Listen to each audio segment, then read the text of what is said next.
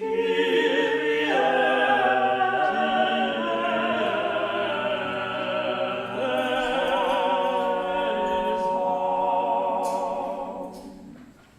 are some silent prayers in the ordinary form of the Mass, but in the extraordinary form there are more of them and they're longer. And most obviously the canon, which is said aloud in the ordinary form, is said completely silently in the extraordinary form, apart from one phrase which comes after the consecration. This is a very ancient feature of the Roman liturgy, and in fact we find the Emperor Justinian talking about it in the year 565, when for some reason he actually tried to ban it. Clearly that wasn't successful. It indicates that it was already part of the Mass in the 6th century. Silence is used primarily to indicate that the prayers are not being addressed to the congregation, but are being addressed directly to God. This happens for two different reasons. Firstly, the priest is addressing God in what are called the priestly prayers, when the priest expresses his unworthiness to perform the Eucharistic sacrifice. There are a number of such prayers throughout the Mass. In the case of the canon, it's slightly different. The words are addressed to God not because they are personal to the priest in any sense, but because they are performative.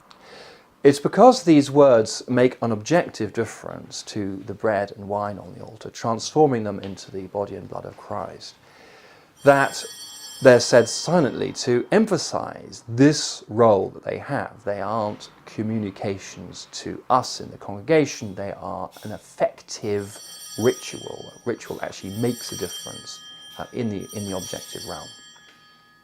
Cardinal Newman expressed it in this way: words are necessary, but as means and not as ends. They are not mere addresses to the throne of grace, they are instruments of what is far higher, of consecration, of sacrifice.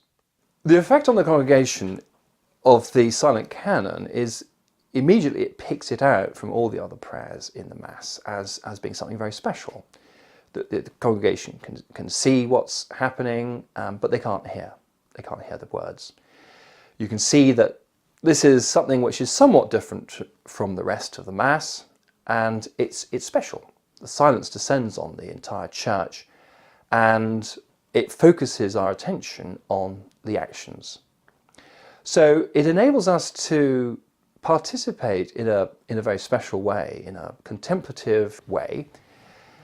You hear a lot of talk in the 16th century on Catholics gazing, Catholics looking at the liturgy, and of course that's exactly what we're doing.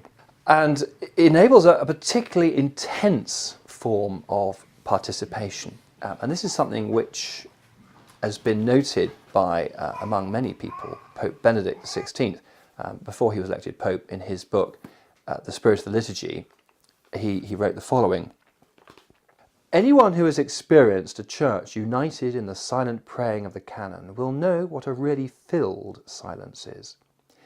It is at once a loud and penetrating cry to God and a spirit-filled act of prayer.